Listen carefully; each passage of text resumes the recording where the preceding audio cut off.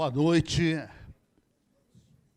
companheiras, companheiros do Brasil inteiro reunidos aqui nesse congresso. Em algum momento, esse congresso teria de declarar o nosso grito de luta deste último ano, e eu peço que me dê, então, a honra de começar essa saudação com o nosso Lula livre! Lula livre! Lula livre! Lula livre! Lula livre! A saudação também ao Nordeste brasileiro, que tem de ser lembrado. Acabamos de ouvir aqui o presidente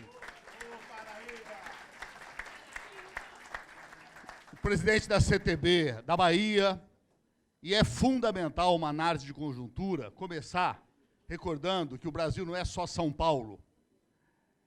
Eu estava pensando agora, mais uma vez, o pessoal que vem de longe enfrenta aqui essa região de muito frio. Encontrei no térreo, no elevador, o grande camarada Renato Rabelo e disse para ele: que bom, então eu vou receber de você aqui as orientações e as instruções sobre o que é essa dificílima conjuntura brasileira de hoje. E na linha do que eu ouvi, em que a conjuntura já começou a ser muito bem analisada pela mesa de abertura, porque cada um já focalizou aspectos muito importantes dos desafios desse congresso extraordinário, da classe trabalhadora brasileira, começar de uma maneira descontraída, numa fala entre companheiros, militantes sindicais, militantes da luta pela democracia, dizer que nesse ataque aí sistemático à classe trabalhadora, ao movimento sindical, aos sindicatos, às próprias profissões, uma das profissões que está sendo mais duramente atacada nos últimos anos é a do analista de conjuntura. Porque o analista de conjuntura é um sujeito, né? Eu lembro que o primeiro grupo de análise de conjuntura que eu coordenei foi em 78, é tempo para burro, né? E nunca foi tão difícil ou impossível analisar a conjuntura, porque ela é, acima de tudo, um exercício de racionalidade. É a velha lógica, a lógica tradicional, aristotélica, ou a lógica dialética do movimento, das contradições, mas é o exercício da lógica. Bom, se A mais B mais C, então conclui-se que, né? E a racionalidade está em crise. Não apenas no Brasil, governo que é difícil, com precisão técnica, conceitual, definir na cadeia. Eu me lembro dos coletivos, inclusive com companheiros também do PCdoB, companheiros de cela. A gente, às vezes, fazia seminários internos, 5 anos lá de presídio, sobre se o governo, o regime militar era fascista ou não era, porque algumas características do fascismo ele não tinha. Uma delas, a mobilização de massas da Alemanha nazista, da Itália de Mussolini. Nunca teve uma grande mobilização. Teve lá, Brasil, ame ou deixo, se esperava que não, a introdução do curso de educação moral e cívica vai ser um primeiro passo. Mentira. Eu dei aula de educação moral e cívica. Militantes de esquerda deram. O Mobral, que parecia também, quer dizer, nunca houve. Agora, o que aconteceu de gravíssimo, e acho que a análise de conjuntura nossa, ela não tem como objetivo analisar o daqui para trás, porque o daqui para trás tem que ser analisado em seminários, nos trabalhos de formação, na elaboração teórica, conceitual, necessária como sempre, ou mais necessária do que nunca, né? A análise de conjuntura é o daqui para frente. Como virar o placar, como sair desse cenário, como reverter. E a mesa aqui, os próprios lemas já orientam para isso, né? Então, quando eu falo que a racionalidade está em crise, é porque, de fato, há os estudos de que o nazismo na Alemanha é uma vitória de um ciclo de absoluta irracionalidade. Porque ele foi eleito com um pouquinho mais do que 1/3 dos votos, quando a esquerda tinha 2/3 dos votos naquela Alemanha, de 32, 33. Comunistas e social-democratas se classificando como inimigo principal. Vocês sabem disso, tem uma vasta literatura na nossa formação. Então, aí o presidente Hindenburg, a quem a Constituição de Weimar determinava se ele aceitava ou não, ele vacilou, teve muitas pressões para não indicar o Hitler, chanceler, que é o nome do chefe de governo lá. Ele acabou com o argumento de que não, as instituições são sólidas, elas vão controlar. Como a gente ouvia, eu estava na OEA durante 4 anos, todo mês, reunião em Washington. Não, as instituições norte-americanas controlam o Bolsonaro, o Trump. E, de fato, controlam em parte, porque algumas das loucuras dele não passam. Há um judiciário norte-americano que, ruim que seja, é incomparavelmente melhor do que esse brasileiro. O brasileiro ele se transformou hoje numa coisa vergonhosa, Renato. Eu me pergunto, andei refletindo, sem cair na depressão, no desalento, isso é proibido entre nós, se o judiciário de hoje não é pior do que o judiciário da ditadura. Porque na ditadura, primeiro, o sistema, o ato 5, colocava muito a justiça militar. E o resto da justiça, que numericamente era muito mais ampla, ela falava, isso está no ato 5, eu não posso impedir, e as condenações mesmo. E hoje não. O judiciário está ali capilarizado no juiz de primeira instância, disposto a qualquer pedido a determinar a reintegração de posse para desalojar famílias que estão lá há 10 anos, 20 anos, já produzindo, já garantindo o direito à vida, e iluminado por esse Supremo Tribunal Federal, que é um grande cúmplice, com as exceções honrosas que nós conseguiremos achar ali, mas é um Supremo Tribunal que não merece, não é guardião da Constituição, onde os ministros votam sabendo que aquilo que eles votaram é contra a Constituição, aquilo é contra a lei, e ele vota dizendo que agora a solução é política, a solução tem que ser pelo clamor da opinião pública, opinião publicada, já dizíamos desde as lutas de 64, que a grande imprensa projeta, constrói ideologicamente e depois cobra como uma espécie de reciclagem, de retroalimentação. Bom, quando eu vi que teria a honra de estar nessa análise de conjuntura ao lado do Renato Rabelo, a quem eu reputo um grande ícone da esquerda brasileira na sua história, que não é demérito para ele dizer que já não se mede mais em décadas, mas é em meio século, daqui a pouco é 2/3 de século de militância política, de atividade, de luta, que eu sempre gostei muito de ouvir, de escutar, de ler. Aprendi e aprendo muito com ele. Eu pensei, acho que o acerto de trazer o Renato e eu, podia ser outros, muitos aqui, é para trazer 2 pessoas que não virão aqui para partilhar de desalento, de depressão, de desânimo, de achar que está tudo perdido. Porque nós já passamos por situações muito mais difíceis do que essa, e nós viramos e voltaremos a virar sem a menor sombra de dúvida, porque um congresso extraordinário como esse, com essa energia, com essa mesa de abertura, é a prova de que nós estamos compreendendo que a história é uma sequência interminável de ciclos. Não abrimos mão, em hipótese alguma, da convicção firme da certeza histórica ou da fé, para quem preferir, à luz dos santos e dos orixás, de que o tempo anda para frente, de que não existe o retorno à barbárie.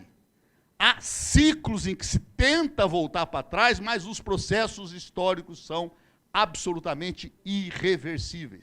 Não há mais Brasil possível sem Bolsa Família. O Bolsonaro pode acabar inteiramente com o Bolsa Família e ele estará vivo no coração das pessoas, na mente das pessoas, até um dia em que voltar a ser político oficial de governo. E as inclusões na universidade, na educação pública, a igualdade racial, a equidade de gênero, os direitos de segmentos historicamente vulneráveis, discriminados, alvos de preconceito. Eu quero ouvir muito a fala do Renato, quero ouvir o que vocês vão abordar, não depois apenas na forma de perguntas, mas como um debate livre, em que as nossas opiniões sejam ajustadas e contrapostas, porque é muito importante que um evento democrático como esse seja um espaço também de pluralidade de opinião. Numa conjuntura como a atual, eu só desconfio de um tipo de companheiro.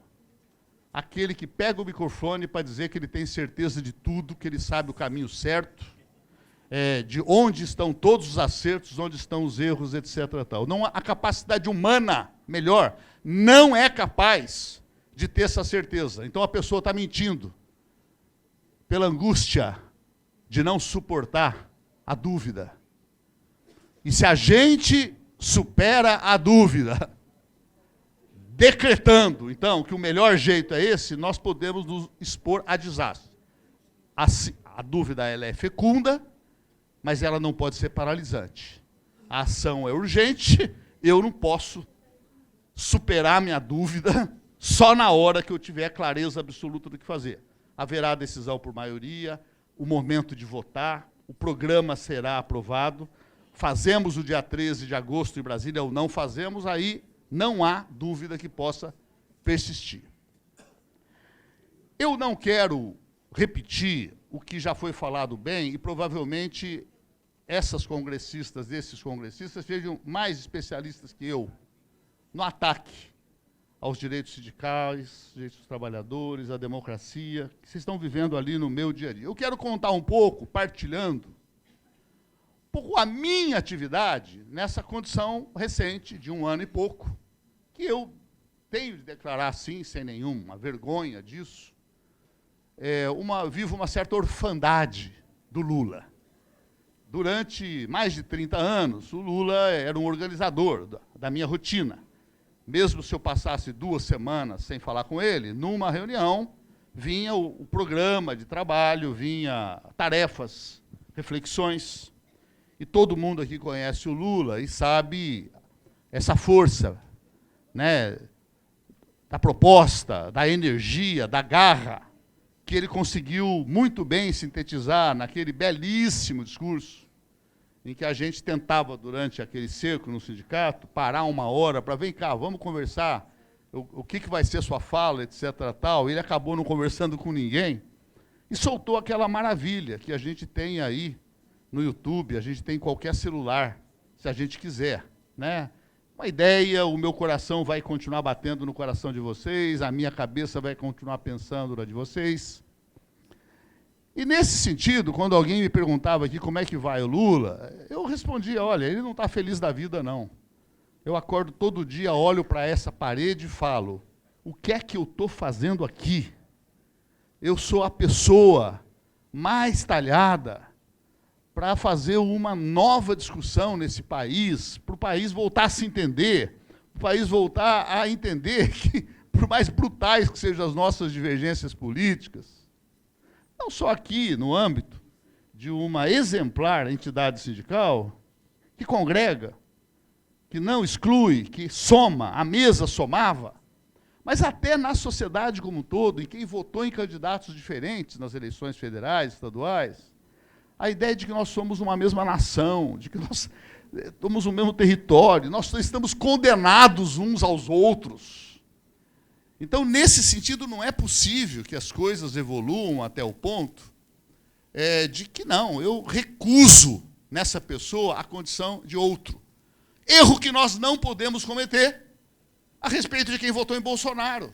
O pior dos erros seria o seguinte: votou em Bolsonaro, risca do meu caderno, eu não considero, porque nós estaríamos, de uma maneira talvez mais elegante, fazendo a mesma coisa que esse ódio neofascista propaga. Na minha orfandade aí de Lula, eu me dedico nesse momento ao trabalho de presidente da TVT, Rádio Brasil Atual, com a Renata Miele, com outras pessoas, estamos toda hora juntos.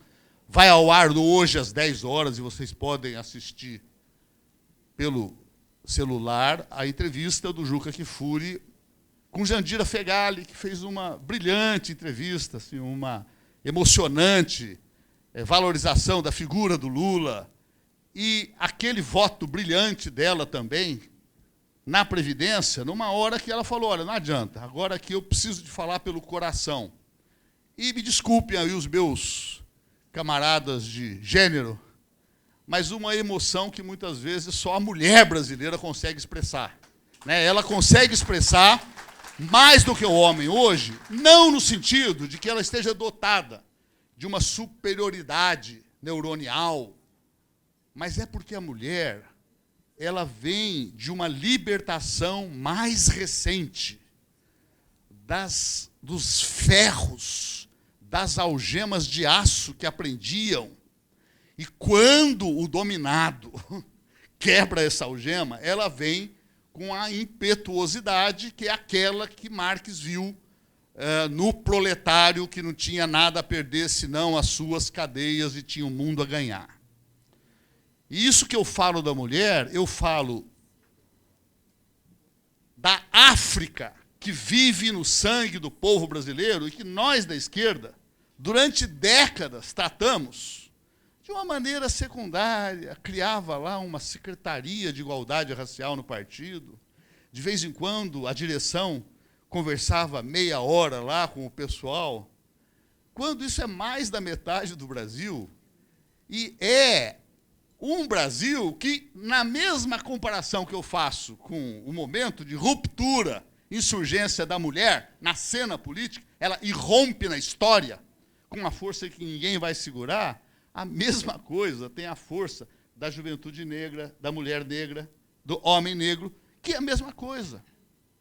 Ele agora vem e ele encontra uma primeira possibilidade de cidadania em que o seu potencial, a sua garra de mudança também é muito mais comparável àquela do mesmo proletário descrito por Marx no Manifesto de 1848. Eu quero lembrar o tema de sempre, que é o tema da juventude. Quer dizer, a ideia de que, numa certa faixa de vida, lá dos 15 anos em diante, quando as pessoas começam a ter já um primeiro sentido de preocupação social, política, etc., até eu não sei bem quando, na ONU a juventude vai até 25 anos, países nórdicos, Japão, já elevam para 30. Lula e eu, e o Renato, estamos firmemente dispostos a passar dos 100. Né? Nós queremos passar dos 100, a medicina permite isso, e às vezes o Lula, com aquele humor que lhe é próprio, ele chegava a falar, e mais do que isso, né? Dizer que todo mundo vai morrer é uma regra que valeu até agora, mas quem sabe pode ter um primeiro, né? Quem sabe a gente pode ter também essa esperança de brincadeira, claro, mas dizer que eu, nos meus 70 quase completos, entendo que a conjuntura atual é uma conjuntura em que todos nós precisamos de organizar, resistir, fortalecer e reinventar. E aceitar muito bem a ideia de que padrões, comportamentos, atitudes que adotamos até agora não são mais suficientes. Na história dos outros povos, na história das revoluções, na história do Brasil, nós vamos achar infinitos exemplos e lições para esse impulsionamento. Trazer o jovem, reafirmando a importância crucial, fundamental, indispensável da política e dos partidos políticos, sem ceder à criminalização que foi construída conscientemente pela grande mídia monopolista para ensejar o golpe de 2016, para viabilizar o governo neofascista, ultra-neoliberal, que, vamos reconhecer, de qualquer maneira, nos traz um prejuízo enorme, porque viraremos o placar de novo. Mas quando virarmos, eu não sei se é em 1 ano, 2, 3, nós teremos que gastar alguns anos só para voltar à estaca zero, porque um dos piores aspectos desse governo, dos mais graves, eu não acredito em crise permanente da racionalidade, e eu não estou aí com uma crença esquerdista, é Abraham Lincoln. Pode-se enganar todas as pessoas há algum tempo, pode-se enganar algumas pessoas todo o tempo, não se pode enganar todas as pessoas todo o tempo. E o velho marxismo nos apetrecha a entender que parte do desfecho se dá no terreno da economia.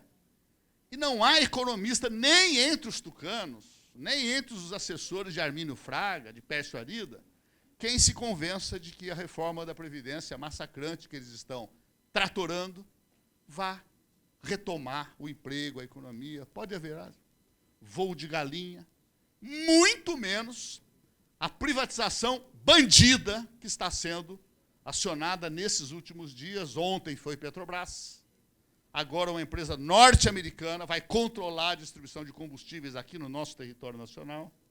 E se eu conheço bem o Renato, ele vai abordar bastante a questão nacional, a questão de que nós somos um país que tem interesses e tem de se opor a outros interesses, na soberania, numa política internacional que seja ativa e altiva.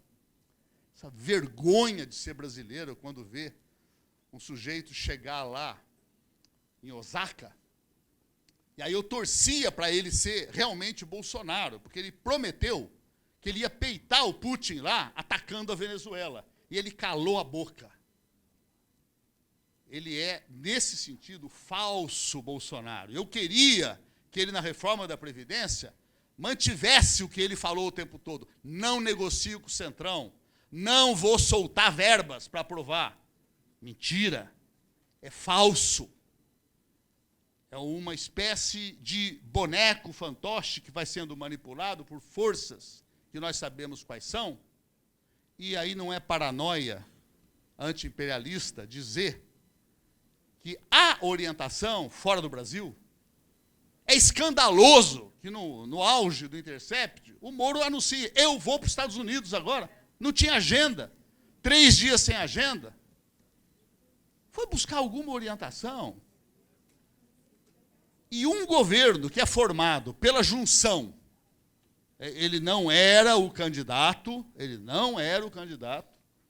lembremos disso, dos setores expressivos da elite econômica brasileira. Não era o candidato dos banqueiros, não era o candidato dos industriais, ele era o candidato de um segmento empresarial mais rico, que é o do agronegócios, que queria exatamente o que está fazendo agora. Queria atacar as terras indígenas, as terras quilombolas, a Amazônia, acabar com a proteção ambiental, começar a desqualificar o INPE, o que é ridículo, porque o controle de satélite que o INPE faz, a CIA faz, a NASA faz, a China faz. Os satélites estão girando no planeta inteiro e eles estão medindo, exatamente como nós, ou seja, onde que se fez aqui um campo de futebol de desmatamento, 10 campos, uma cidade, Belo Horizonte, de desmatamento, que aconteceu neste ano. Então, nesse sentido, é um governo que ele não tem capacidade de se estruturar como força duradoura e consistente. E aí está o maior perigo. O pior nazismo não é o da ocupação de Paris. Chegaram com luva de pelica, com certa elegância, respeitando os museus, mantendo os concertos. O pior nazismo é o da derrota. Quando Stalingrado virou a sorte da guerra e o exército soviético começa a caminhar rumo a Berlim, e aí os aliados ocidentais aceleram o desembarque da Normandia, que eles cozinharam o tempo todo para fornecer para os países em guerra e criar um armamento muito poderoso. E quando decidem entrar no continente europeu, é para não deixar a guerra ser decidida somente pela União Soviética. Aí nós vamos ver o nazismo, que volta para Berlim, pelo norte da Itália, e em cada vila onde os homens jovens não estavam, porque eles estavam na resistência partidiana, é alinhar de cada família uma criança ou um avó, e de cada família uma pessoa só, pôr no paredão e fuzilar, porque sabiam que estavam derrotados, que dentro de um ano não haveria mais capacidade da máquina nazista se manter. Ou o Holocausto. Os judeus foram assassinados o tempo todo, mas os 5 milhões, a solução final é desse período. E o governo Bolsonaro tem como grande perigo a consciência das suas poucas cabeças pensantes de que é um governo que não tem capacidade de consistência histórica. Lançar debate sobre sucessão presidencial é uma estupidez. Por que o perigo é maior? Porque vem a velocidade da destruição. Vamos destruir tudo o mais rapidamente possível. E sobre o movimento sindical, esse Congresso está informado que o que veio até agora ainda não é o pior. Eles estão com a ideia de sindicato por empresa. Não apenas o tema da honestidade, pluralidade de entidades, mas por empresa, em que cada empresa vai estar articulada para rapidamente correr e registrar o seu sindicato da Volkswagen, o seu sindicato da Johnson & Johnson, o seu sindicato da Vale do Rio Doce, com aqueles funcionários que são de confiança patronal. E a gente sabe, há muito tempo, que os sindicatos são compráveis. Que muitos sindicatos no México, que eu acompanhei bem nesse meu período de OEA, eles vendem uma cláusula de segurança sindical para a empresa. A empresa vai construir um prédio, então o dirigente sindical cobra lá $50 mil para não ter nenhuma greve durante os 2 anos em que vai ser construído. E esses $50 mil não vão para o caixa da entidade sindical, como vocês sabem.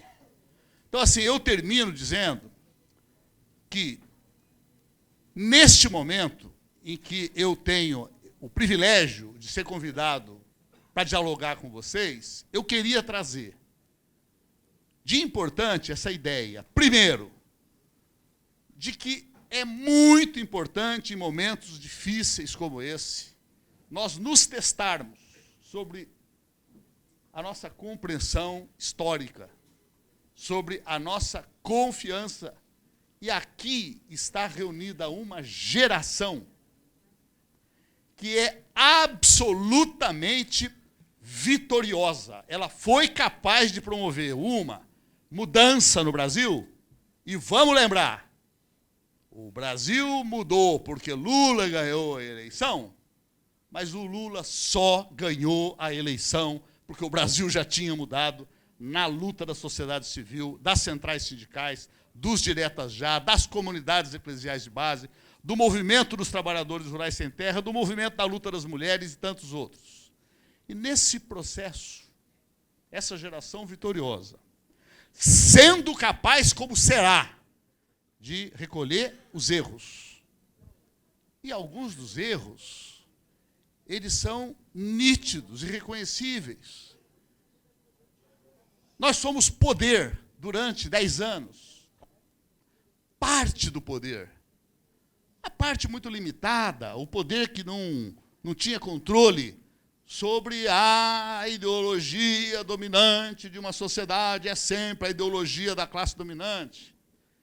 Na TVT, eu sei que foi a TV aberta que sobrou de todo o período Lula. Cada final de ano podia aprovar 10 TVTs, 20, 30, tinha correlação de forças para isso. Renata sabe disso, o Fórum sabe disso. Não fizemos. Pagamos um preço duríssimo. Dialogamos como era preciso dialogar com o empresariado. Fizemos parcerias como era preciso fazer, mas não podíamos perder de vista que esse país era o país da mais importante escravidão do mundo moderno, e eu me pergunto se o escravismo no Brasil não é mais importante do que o dos faraós ou da Roma antiga. Porque toda a literatura, não havia cálculo de PIB, toda a literatura mostra que havia muito mais trabalho livre nessas formações antigas do que aqui nos 350 anos de escravidão, em que o trabalho livre era 10%, 5%, e todo o PIB nacional que não era calculado era do trabalho escravo. E bastou um pouquinho de medidas de impulsionamento dos direitos dos mais pobres, de medidas de democracia de acesso às faculdades de engenharia, de medicina, vedadas antes aos mais pobres, aos afro-brasileiros, etc., tal, para desencadear todo esse ódio, esse rancor que vem da Casa Grande. E eu me lembro que no dia 1º de janeiro de 2011, eu terminava 5 anos de um trabalho muito difícil, porque é muito difícil ser ministro dos direitos humanos nesse país, mesmo num governo como Lula, porque quando nós construímos democraticamente, com conferências municipais e estaduais, numa nacional, o 3º Programa Nacional de Direitos Humanos, que incorporava muita coisa do 1º e do 2º, do período Fernando Henrique, com a novidade da Comissão Nacional da Verdade, o próprio governo Lula se cinde, se racha, com o ministro da Defesa, meu colega Jobim, assumindo a dianteira do ataque. E ele elaborou um documento interno de 9 itens, na calada da noite, que depois eu fui ver. Era o roteiro que a Rede Globo seguia, exatamente o mesmo documento lá que o Jobim tinha apresentado. Começava com aborto. Eu falava, Jobim, aborto eu discuto com a Nilceia e com o Temporão. Aqui, com a defesa, é preciso discutir a questão das violações. Durante a ditadura militar, nós precisamos, e o Renato esteve conosco mais de uma vez para a gente conversar, e a gente não tinha nenhum revanchismo, sobre o tema do Araguaia, que não era possível, como a importância, a honra que eu tive, o privilégio de, na primeira localização do Bergson Gurjão Farias, ex-presidente do DCE, da Federal do Ceará, levar os restos mortais de volta, entregar na família, um ato espetacular na Universidade de Fortaleza, porque isso construiria um Brasil mais comparável à Alemanha de hoje, em que o nazismo é matéria obrigatória no currículo escolar desde muito cedo, e as escolas têm excursão obrigatória a um campo de concentração, e ninguém deixa de amar a sua Alemanha por causa disso. Ama a Alemanha reconhecendo seus erros. Na hora que nós bloqueamos aquele episódio, eu vou terminar, nós nos condenamos a ver o que nós vimos na Avenida Paulista e na Avenida Atlântica, em Copacabana, grupos pedindo a volta do regime militar, a ditadura de novo, um retrocesso que coloca em dúvida, inclusive, aqueles pilares mais básicos de uma vida democrática. Nesse dia 1º de janeiro, à noite, termina um dia inteiro de solenidades, de festa, de manifestação, Dilma eleita, e um coquetel no Itamaraty. O meu amigo Marco Aurélio falava, mas, por outro lado, né, o Brasil vai bem,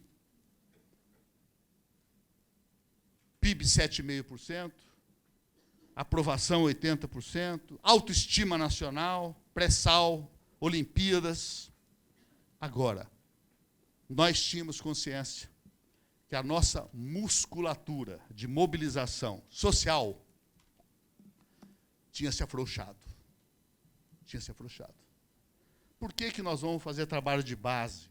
Por que nós vamos percorrer os bairros? Por que nós vamos entrar nas igrejas evangélicas, se agora nós temos estruturas de poder? E estamos agora aprendendo a dureza dessa lição, com capacidade de superar e de voltar. Então, nesse sentido, eu acho extremamente importante levar em conta que a batalha das comunicações é absolutamente vital. Nós ainda não podemos reagir aos crimes de internet.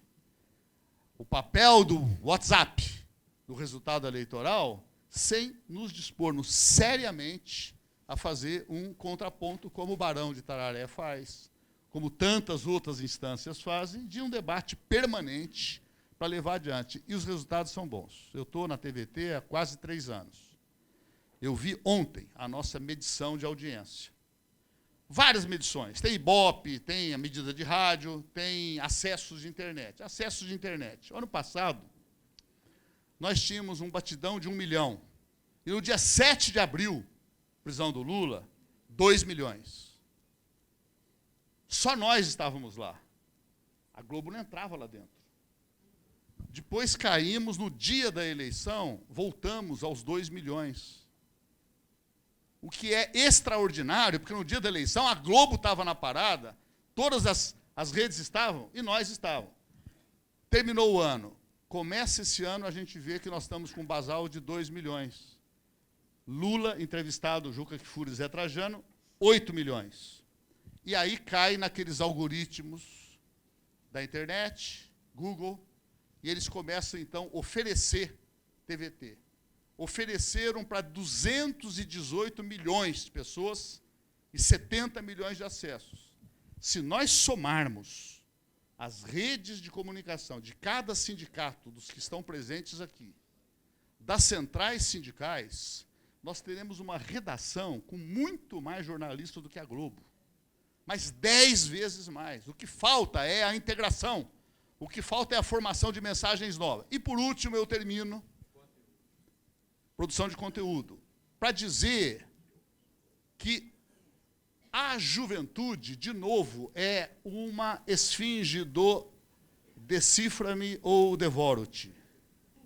Se nós não formos capazes de equacionar isso, e porque as minhas filhas, petistas de nascimento, estavam aqui e não queriam votar na Dilma em 2014, e decidiram na última hora, a partir daquele evento no Tuca, em que houve uma sinalização de que agora nós vamos fazer um ajuste mais à esquerda, etc. tal, essa juventude, nós não temos de achar que a repugnância dela por partidos, a resistência seja alguma coisa estrutural. Não é. A resistência política se dá por múltiplas outras formas, e a cultura, mais uma vez, ela aparece como pioneira da resistência. Em 64 foi assim. Em 64, o choque militar bate nos militares, bate no movimento sindical, nos partidos de esquerda. O movimento estudantil não é duramente atingido, tanto é que se reorganiza rapidamente. O Renato era um dos artífices disso, os primeiros congressos de UNE, etc. tal, até Ibiúna. Mas a cultura, pela opinião, pelo teatro de arena, ela faz a mesma coisa que aconteceu agora. O golpe estava em curso ainda e havia já os pontos de cultura, havia a Funarte. Então, eu lembro que o papel da mulher, o papel da África, extraordinária que nós temos dentro do Brasil, o papel da juventude, o papel das comunicações, e me permitam, o papel dos direitos humanos. A esquerda não tem uma história de longa preocupação com direitos humanos. Direitos humanos é uma coisa meio circunstancial, tem uma formação liberal, e tem mesmo na sua origem.